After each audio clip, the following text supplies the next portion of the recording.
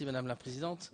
Monsieur le Ministre, cet amendement a pour but de prolonger la mesure que vous avez introduite, que le gouvernement a introduite à l'article 8 concernant les successions, je dirais, de déduction de la valeur du bien, donc dans le cadre des donations, de déduire les frais inhérents à la constitution des titres dans le cadre des donations. Donc c'est prolongement de la mesure au titre de cet article 8 pour les donations. Vous avez présenté le 386 également. Alors le 386 qui est totalement différent, c'est un amendement que je défendrai après puisqu'il n'a pas de lien avec le premier. Très bien. Monsieur le rapporteur général, l'avis de la Commission sur le 379.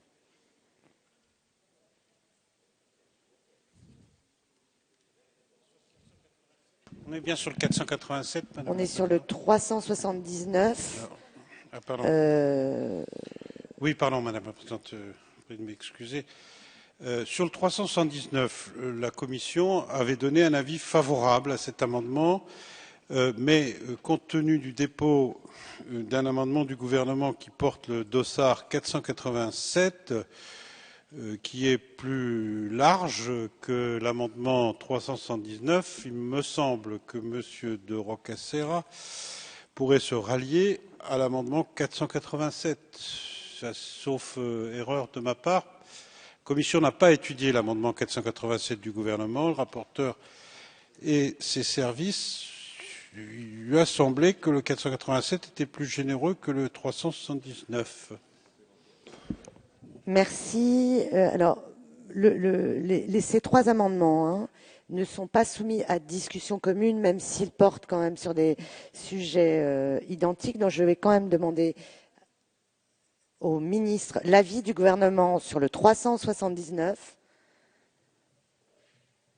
Bien, monsieur le député, vous entendez par votre amendement instaurer en matière de donation une déduction miroir de celle qui était prévue dans l'article 8 au titre des dépenses supportées par les héritiers d'un immeuble ou de droits immobiliers.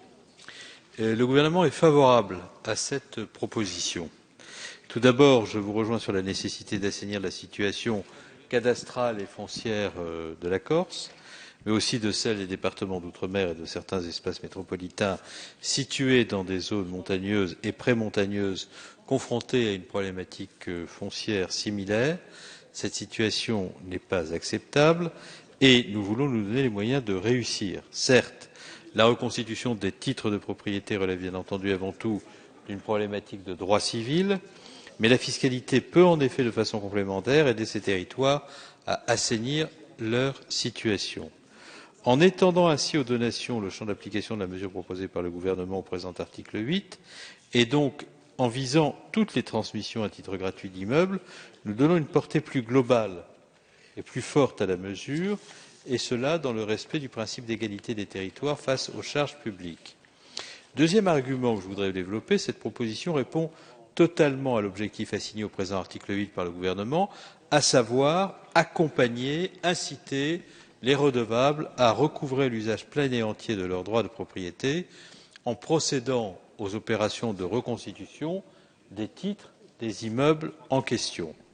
Troisième argument, eu égard à l'objectif recherché, il ne paraît pas incohérent d'étendre le bénéfice de l'avantage fiscal aux redevables qui, en procédant à une telle donation, choisissent délibérément de mettre fin au flou juridique concernant la propriété de leur immeuble.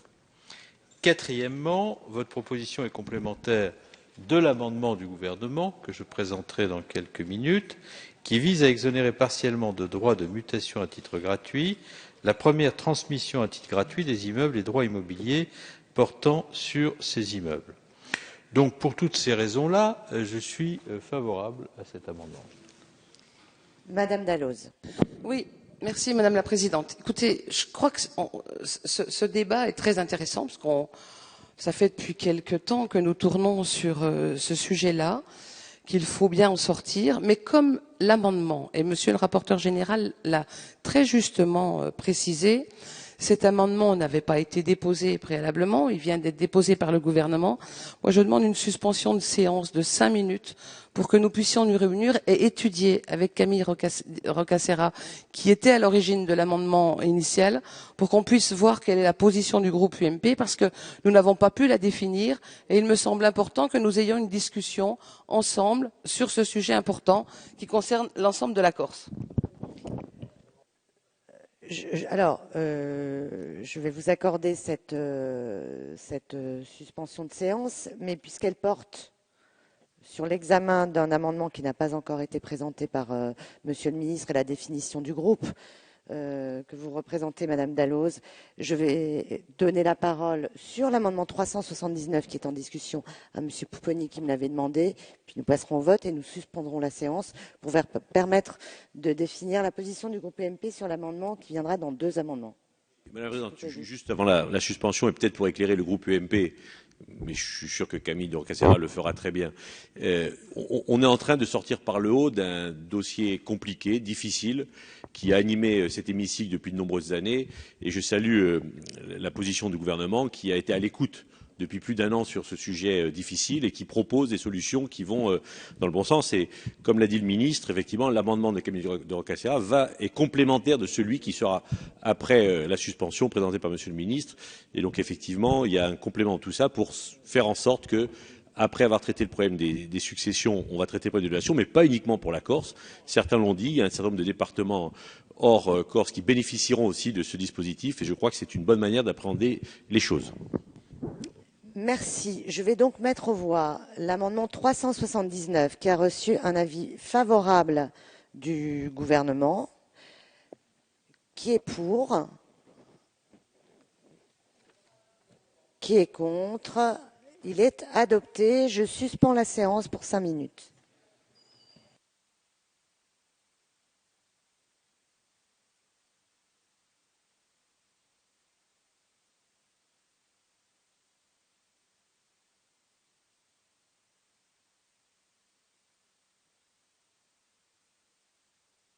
La séance est reprise. L'amendement 386, Monsieur de Rocacera. Merci Madame la Présidente. C'est simplement un amendement de précision et de cohérence. Merci, Monsieur le rapporteur général. L'avis de la Commission sur le 386. Favorable. Monsieur le ministre, l'avis du gouvernement? Même avis. Je le mets aux voix. Qui est pour? Qui est contre? Il est adopté. Amendement 487, Monsieur le ministre, c'est un amendement du gouvernement. Oui, Madame la Présidente, vous savez que nous avons le souhait d'accélérer la constitution des titres de propriété immobilière sur l'ensemble du territoire national et l'article 8 du présent projet de loi prévoit un certain nombre de mesures en matière de droit de mutation applicables aux transmissions par décès. L'amendement du gouvernement propose de les compléter par une mesure incitative, transitoire et de portée générale visant à réduire les droits de mutation à titre gratuit au titre de la première transmission à titre gratuit des immeubles et des droits immobiliers pour lesquels le droit de propriété est constaté pour la première fois par un acte régulièrement transcrit ou publié entre le 1er janvier 2014 et le 31 décembre 2017. L'incitation fiscale fonctionnera donc indépendamment de la date de la mutation à titre gratuit du bien, à la condition que celui-ci ait été titré pour la première fois avant le 31 décembre 2017. En accordant cet allègement de droit de mutation à titre gratuit aux redevables qui auront fait l'effort de mener à bien les démarches de reconstitution des titres de propriété, le volume global de titres reconstitués devrait s'accroître de manière significative et à un rythme plus important, permettant ainsi d'assainir la situation cadastrale et foncière des territoires concernés. Cette mesure d'application nationale pourrait, pour une même transmission à titre gratuit, se cumuler avec celle spécifiquement prévue à l'article 1135 bis du Code général des impôts en faveur des successions comportant des immeubles situés en Corse. Cette exonération s'appliquerait alors dans un second temps sur la valeur des biens retenus après application de la mesure proposée par l'amendement que je viens de vous présenter. Merci. Monsieur le rapporteur général, vous aviez esquissé un avis favorable de la Commission. Vous le confirmez? Je veux simplement repréciser, à l'occasion de cette suspension qui nous a permis d'affiner la position, premièrement que cet amendement n'a pas été examiné par la Commission. Donc je vous donnerai un avis à titre personnel. Deuxièmement, que cet amendement ne couvre effectivement que les biens actuellement non titrés et, comme l'a rappelé le ministre, à l'occasion de la première transmission au moment de la titrisation, je ne sais pas si c'est comme ça qu'il faut dire, et donc on a eu cette discussion en première lecture, il me semble être convenable par rapport à d'autres dispositions, et notamment plus convenable que ce qui a été adopté en première lecture, dont on peut penser ce qui a été adopté en première lecture a une certaine fragilité puisqu'il ne visait qu'un seul département et que je crains qu'il ne résiste pas longtemps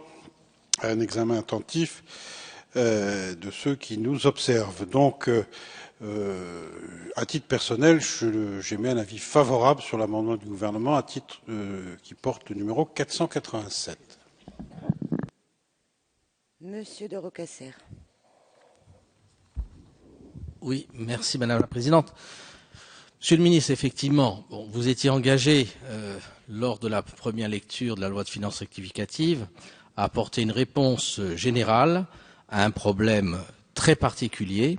Je dois dire que j'aurais préféré à ce moment-là que l'amendement que j'avais présenté, identique à celui de notre ami François Poupogne, et présenté avec Paul Jacob et Laurent Marcangeli et Sauveur Gandolf Chette, puisse être adopté par notre Assemblée. Cela n'a pas été le cas. Vous proposez un amendement que je ne qualifierai pas de repli, un amendement qui a son sens et qui est un amendement de portée générale. Je comprends bien qu'il concerne exclusivement les donations non titrées à ce jour, les biens non titrés, les donations sur des biens non titrés. Je comprends bien que ces biens non titrés, s'ils sont titrés à partir du 1er janvier 2014 et avant le 31 ou au plus tard au 31 décembre 2017, pourront bénéficier de la mesure même si la donation intervient ultérieurement. C'est le titre, l'établissement du titre pour la première fois, qui est l'élément déterminant dans sa durée. Alors j'espère que cela permettra effectivement d'augmenter le nombre de titres, je dirais, dans ce désordre de l'immobilier, et notamment en Corse et au-delà de la Corse. Et donc je suis en partie satisfait, en tout cas satisfait du fait que vous apportez une réponse à l'engagement que vous aviez pris lors de la première lecture de la loi de finances rectificative. Cela, si ça ne se satisfait pas complètement, ça me satisfait au moins en grande partie. Monsieur Poupogne. Merci Madame la Présidente. Rapidement, oui, pour effectivement dire que c'est une proposition qui va dans le bon sens, puisque on l'a dit en première lecture et le rapporteur général le rappelait, il y a un désordre juridique particulier qui a été constaté par les services de Bercy d'une manière très concrète. Et donc cette proposition, Monsieur le ministre, va dans le bon sens, puisqu'elle va anticiper et accélérer le titrage d'un certain nombre de biens qui ne le sont pas depuis quelques décennies, pour certains quelques siècles. Et donc c'est une mesure qui est à saluer et une proposition, mais qui est aussi intelligente puisqu'elle ne concerne pas que les départements de la Corse, mais l'ensemble du territoire national où, peut-être à un degré moindre, il y a des mêmes désordres juridiques. Et donc c'est, je crois, une mesure de bonne facture que vous nous proposez aujourd'hui. Monsieur le ministre. Oui, pour répondre aux interventions de Monsieur le député de Rocasser et Monsieur le député Pouponi, je voudrais dire deux choses. D'abord, nous avons bien travaillé avec l'ensemble des députés de toute sensibilité sur ce dossier depuis des semaines et des mois au terme du travail intéressant qui a été fait à la demande de la Direction générale des finances publiques sous la présidence de Maître Spadoni. Ce travail très important nous a permis d'examiner la totalité des aspects du sujet et surtout de veiller à ce que les dispositions que nous prendrions ne soient pas juridiquement fragiles. C'est la raison pour laquelle, pour les successions et les donations, nous avons voulu, dans les conditions définies par l'amendement, prendre dispositions de portée générale, et ces dispositions de portée générale qui s'appliqueront à tout le territoire national en des termes identiques et qui viendront par conséquent conforter à la fois le principe d'égalité, l'unité et l'indivisibilité de la République, nous offrent, comparativement aux amendements précédemment adoptés, des garanties juridiques que les amendements précédemment adoptés, dont on sait le sort constitutionnel qu'ils ont connu, ne présentaient pas. Donc je pense que nous avons fait un travail ensemble positif. Je mets donc aux voix cet amendement qui a reçu un avis favorable du rapporteur.